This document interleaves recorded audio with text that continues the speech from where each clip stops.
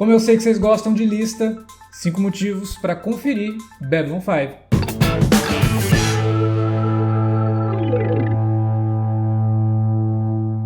Olá, eu sou o Alexandre e esse é o canal do Cine Alerta. Aproveitando a chegada de Babylon 5 na HBO Max, resolvi vir até aqui para comentar um pouquinho 5 motivos para que você conheça a série, caso ainda não conheça. E se já conhece, 5 motivos para revisitar, afinal ela faz tempo que não é exibida na TV aqui no Brasil. Mas antes fica aquele pedido que eu sempre faço por aqui. Se você chegou aqui no canal através de alguma recomendação do YouTube, aproveita, já se inscreve, ativa o sininho para ficar de olho nas atualizações semanais que a gente tem feito por aqui e também deixa aí o seu like e compartilha esse vídeo também nas redes, caso você se interesse pela série. Separar 5 motivos para você conferir Babylon 5 acabou se tornando uma tarefa mais fácil do que eu imaginava.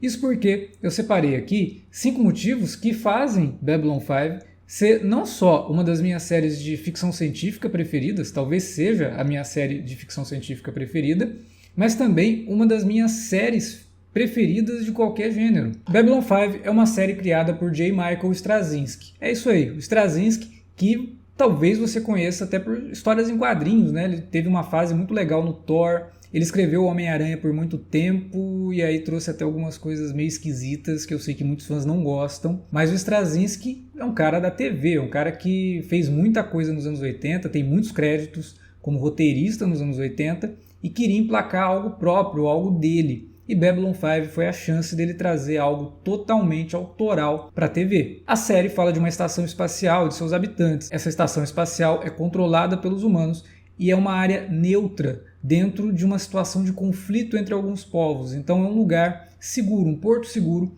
onde alguns povos podem passar para fazer transações comerciais, onde pode haver encontros diplomáticos entre povos que não fazem parte ali daquele governo do qual os seres humanos também fazem parte. É um local de diversidade, um local onde passa muita gente.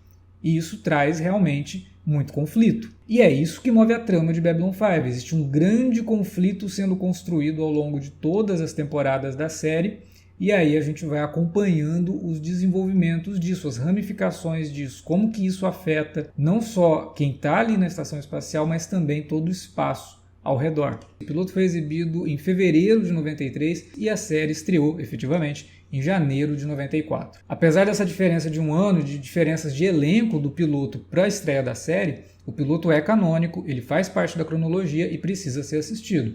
Ele é inclusive de longa duração, né? Nos anos 90 tinha muito disso, pilotos que eram na verdade meio que filmes, e aí se a série não vingasse, pelo menos tinha um filme ali que podia ser vendido em home video, por exemplo, como algo feito para TV, né? Tem muitos casos desses. Inclusive, se você acha que isso vale um vídeo, deixa aí na área de comentários, quem sabe, né? Uma lista de pilotos de longa duração que não vingaram em série, mas acabaram tendo uma sobrevida como telefilmes. Que tal? Mas o assunto hoje é Babylon 5, então vamos lá, os 5 motivos para você conferir Babylon 5 na HBO Max. O quinto, vamos começar pelo quinto. Bom, o quinto motivo, na verdade, não é exatamente um dos motivos que fazem a série ser uma das minhas preferidas, mas é um dos motivos que certamente chama atenção, porque essa é a primeira vez que Babylon 5 vai ficar disponível no Brasil desde sua exibição na TV nos anos 90. E Babylon 5 foi exibida apenas na TV paga. Ela nunca teve disponível no Brasil, na sua totalidade, os episódios, né, ou em VHS, ou em DVD, ou qualquer que seja o formato. Olha só que curiosidade, né? Uma série aí que está chegando nos seus 30 anos, nunca esteve disponível no Brasil em home video, em sua forma integral. Agora, chegando no HBO Max, é uma grande chance para quem nunca viu a série, mas que talvez já tenha escutado falar de Babylon 5, assistir, né, conhecer, e também uma chance de quem assistiu lá atrás, na época da TV paga, revisitar a série numa remasterização bastante competente, apesar de certos problemas que eu vou comentar mais para o final desse vídeo. Já o quarto motivo, bom, esse sim é um dos motivos que fazem a série ser uma das minhas preferidas. Ela é pioneira numa coisa que hoje é extremamente comum. Tão comum que muita gente não gosta nem de série que foge desse estilo, né? Eu estou falando daquelas séries de narrativa longa, ao invés de séries que trazem episódios semanais com histórias fechadas. Babylon 5 tem sim os seus episódios caso da semana, mas todos eles fazem parte de uma história maior, de uma história mais ampla. Aliás, essa era a ideia do seu criador. Ao vender a ideia da série, um dos seus argumentos era justamente que Babylon 5 era como se fosse um livro, e cada temporada fosse um livro com cada episódio sendo um capítulo. E isso funciona muito bem ao longo de todas as 5 temporadas da série. Muito do que a gente conhece hoje de narrativa contínua em séries, e que é, como eu falei, o padrão basicamente hoje em dia, se deve a Babylon 5, porque foi um experimento que deu certo. Claro, já havia outras séries, até nos anos 80 mesmo, que tentavam trazer arcos mais longos. Só que Babylon 5 faz isso de forma muito diferente. Todas as 5 temporadas fazem parte de uma grande história que vai expandindo um universo muito bem construído, com uma mitologia extremamente rica, cheia de raças alienígenas, com histórias muito próprias e conceitos muito profundos. Aliás, por falar em construção de universo, vamos ao motivo número 3, que é justamente a ideia de que nada acontece na série por acaso e tudo faz parte de uma grande construção de cenário. Babylon 5 é, para mim, uma das experiências mais incríveis que eu tive assistindo série. E esse motivo está intimamente ligado a isso. Porque quando você assiste Babylon 5 prestando atenção em detalhes, e eu estou falando de detalhes às vezes de cenário, alguns pôsteres que aparecem na parede, e aí se você está prestando atenção, por exemplo, nas notícias que são dadas no fundo ali das cenas, que dá para entender o que está sendo dito, você vai ver que essas notícias vão reverberar lá na frente, o que passa uma mensagem bem interessante, né? Se você prestar atenção no que está acontecendo no mundo ao seu redor, você não vai ser pego de surpresa quando, sei lá, de repente alguém tentar dar um golpe de Estado no governo atual do seu país. Para você ter uma ideia, logo na primeira temporada existe um momento ali, uma aparição de um ser humano vestido de astronauta que só é explicada na terceira temporada, e a explicação é de explodir cabeça. E poder conferir isso conforme você vai assistindo aos episódios é uma experiência incrível, uma experiência muito satisfatória, porque você se sente recompensado. Lá na quarta temporada, quando acontece uma coisa que você se lembra de ter visto num episódio da segunda temporada sendo mencionado de forma breve, você se sente realmente recompensado por ter investido seu tempo numa série. Imagina, você tá ali, né, gastando seu tempo, 42, 43 minutos de episódio, e que às vezes algumas coisas não fazem muito sentido, e você se pergunta, nossa, mas será que isso aqui está valendo mesmo a pena?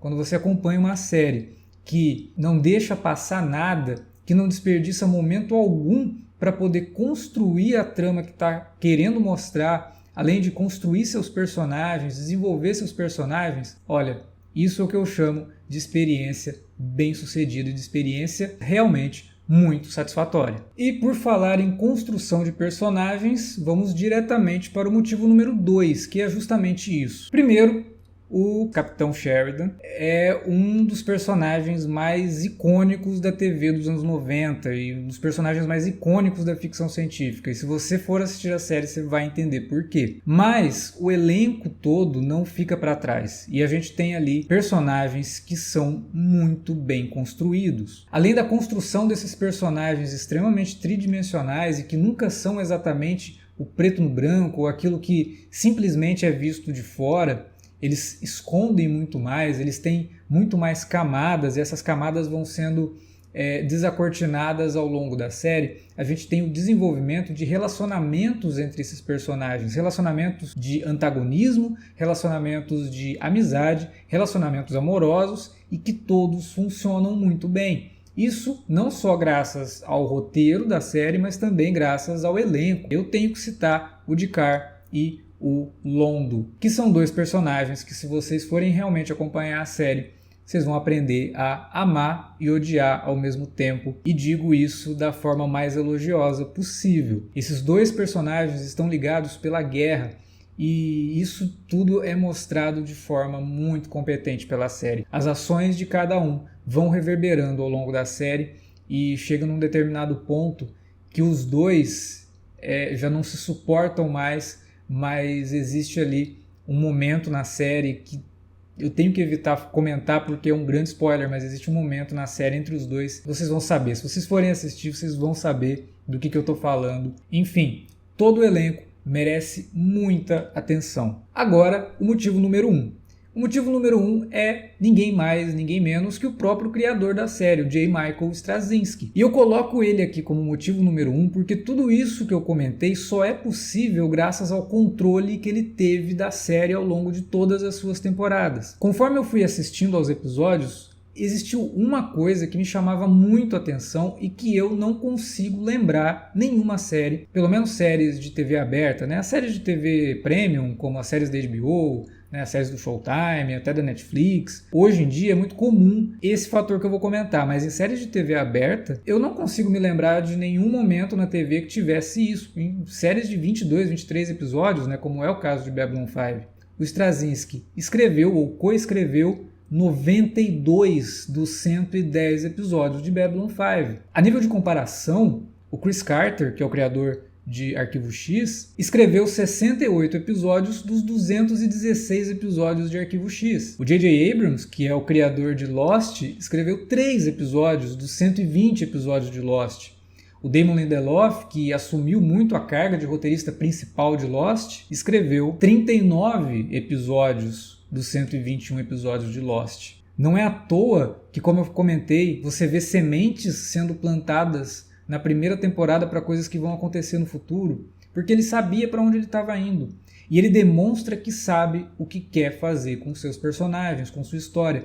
E é claro, mudanças são feitas ao longo do caminho, mas nunca são mudanças que parecem forçadas. São mudanças que ele consegue adaptar de forma natural. O Straczynski era, na época de Babylon 5, muito atento ao que o público estava dizendo na internet ainda nos primórdios, mas já existiam fóruns e tudo mais, e ele chegava a publicar nos fóruns, a entrar nos fóruns para saber o que os fãs estavam achando, e também para juntar isso e conseguir surpreender os fãs, né? E não simplesmente entregar para os fãs aquilo que os fãs achavam que gostariam de ver na série. Aí existe uma diferença muito grande entre um criador que sabe muito bem os caminhos que sua história vai tomar e também sabe muito bem manipular o público, né? Sabe muito bem montar isso de forma a fazer com que o público continue assistindo, continue se engajando com uma série de 110 episódios. E como se não bastasse assumir boa parte dos créditos como roteirista de Babylon 5, o Straczynski teve a ajuda de gente como Neil Gaiman, Peter David, DC Fontana e Harlan Ellison. O Straczynski também traz toda essa questão do pioneirismo, né, de realmente querer contar uma história ao longo de 5 temporadas.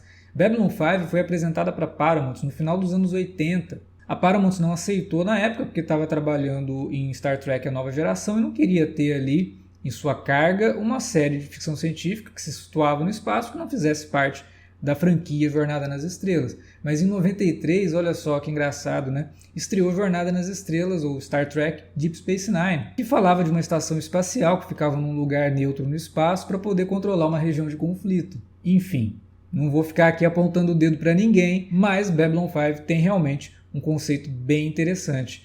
E que se você gosta de política, por exemplo, vai adorar os temas abordados na série. Game of Thrones, olha, eu arriscaria descrever Babylon 5 como Game of Thrones no espaço, mas seria reduzir demais o que a série pode trazer de experiência para você que gosta de ficção científica, gosta de boas histórias e gosta de histórias que envolvam intriga, política e tudo aquilo que pode trazer os temas da série para o nosso mundo. Infelizmente, Babylon 5, mesmo tendo quase 30 anos, consegue trazer muitos temas atuais. O pioneirismo da série acabou trazendo um pequeno problema, e que aí eu tenho que abrir um parêntese em todo esse meu comentário de Babylon 5 com você.